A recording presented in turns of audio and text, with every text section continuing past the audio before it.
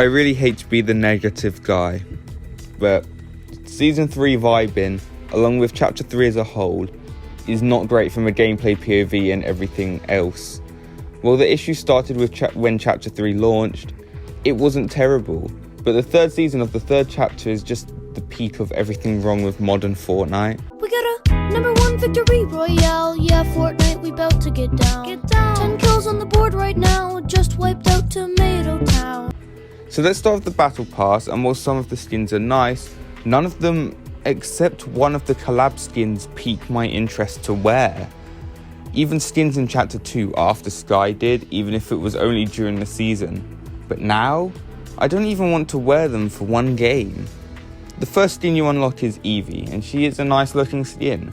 She has one edit style to turn her leggings to light blue. And that's another thing, she's just another skin with leggings on, which we have got so many times now. The dress style is a weird one. The dress is very stiff and it is a bit big, but while it's another skin with leggings, the base style is the best. Decent start to the battle pass though, and I know there are people who really like the skin. Snap is what has become Epic's seasonal custom thing, and it's alright. The styles are nice, I suppose, and they do have a nice variety to mix and match.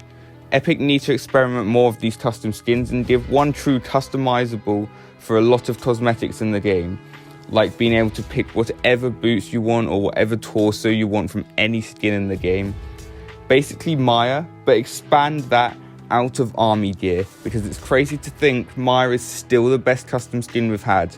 Unlocking the styles for Snap mostly through completing challenges is such a pain once you reach level 100/200, because you just don't want to do them, and I would much rather run around the map like you do for some of them.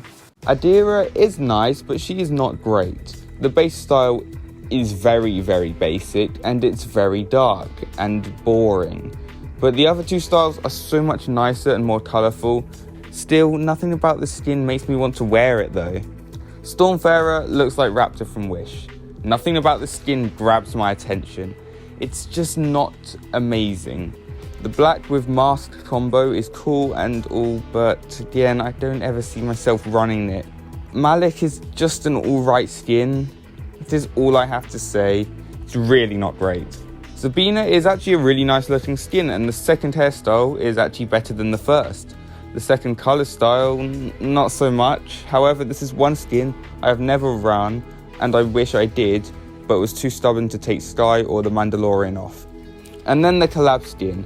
I would say it's a shame if you're not a Star Wars fan, but come on, it's Darth Vader.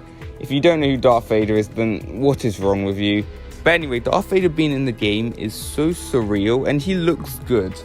Mando still takes the cake for the best Star Wars skin, because Mando translated amazingly into Fortnite. But Vader is a close second. He looks great. I think it says a lot about the current state of Fortnite though, that my favourite skin in the Battle Pass is the collab skin at tier 100. Fortnite skins nowadays are missing a certain charm to them, and I do appreciate all the effort the artists are putting in. Some are good.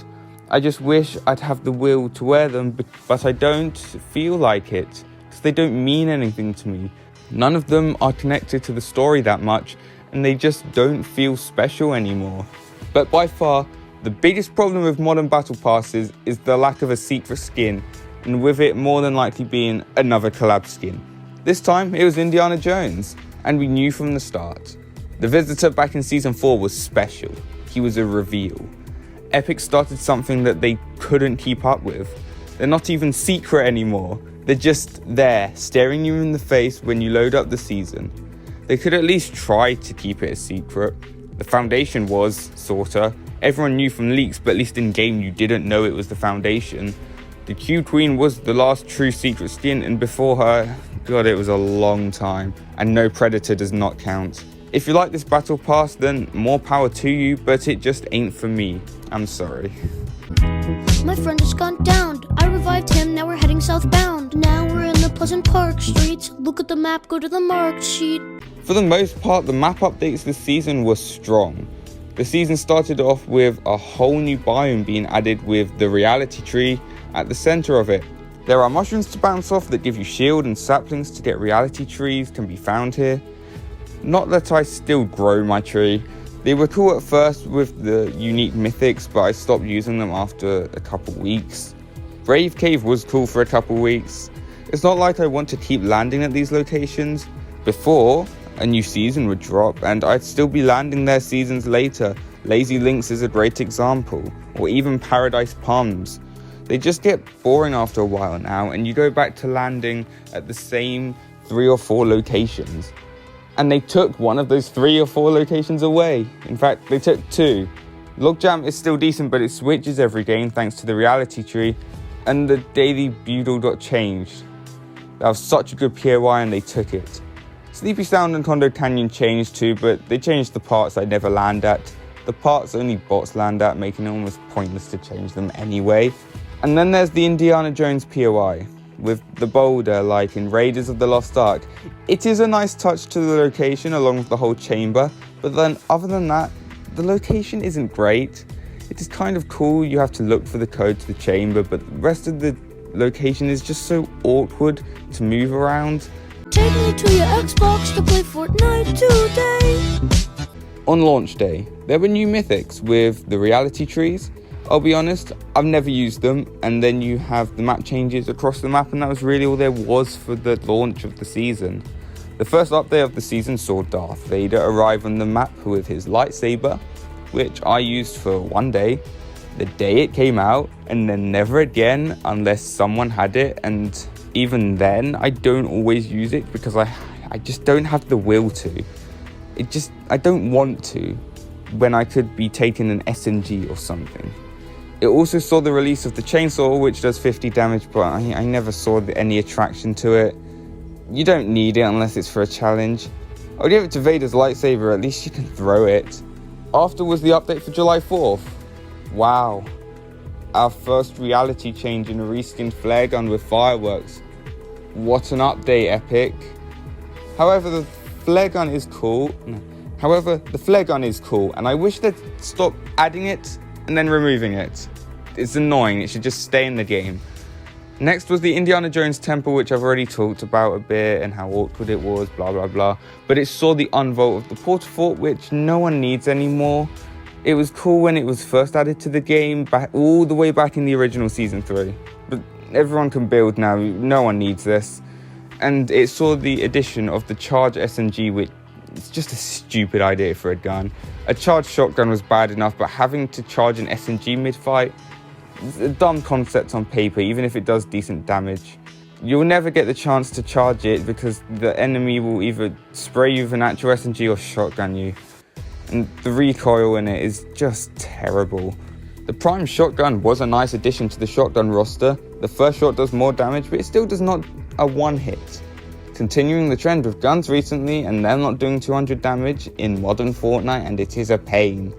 It just makes me wish they would add back the pump, because all these shotguns feel like variants of the pump, but none of them are as good. And then there was the summer event. No Sweat Summer. And it was very underwhelming, what a surprise.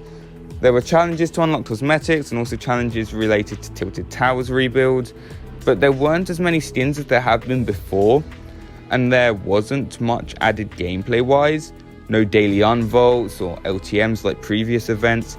This event felt extremely lackluster, and I wish it was so much better. In fact, LTMs in general just disappeared, and I'm not entirely sure why, because they made the game unique and fun.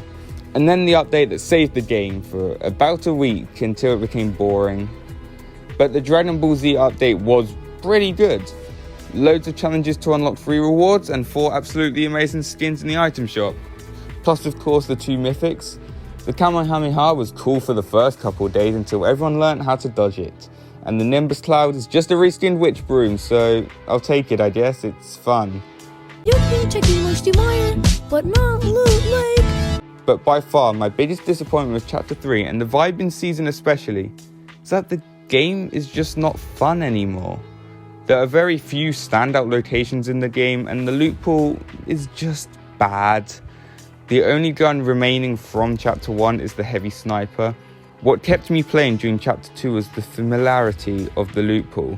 The pump came and went The star was always there, and it's weird that it's not. The loot pool just feels really lackluster and very boring. None of the guns stand out. I really love to chug with you. We can be pro Fortnite gamers. And there are other small things like live events no longer being every season. Although, I'll give it to them, the scale of them is so much better than before. But good XP on challenges is also missing, and I really miss weekly loading screens, but they've been gone for a while. And for me, Chapter 3 Season 3 has been the biggest disappointment and encapsulates everything wrong with Fortnite. It is not the worst season. I mean, it very well could be. I don't know. So, 5 out of 10? Yeah, unfortunately that seems fair. New season looks promising, but I'm pretty sure we say that every season, so who knows. See you then. Peace out.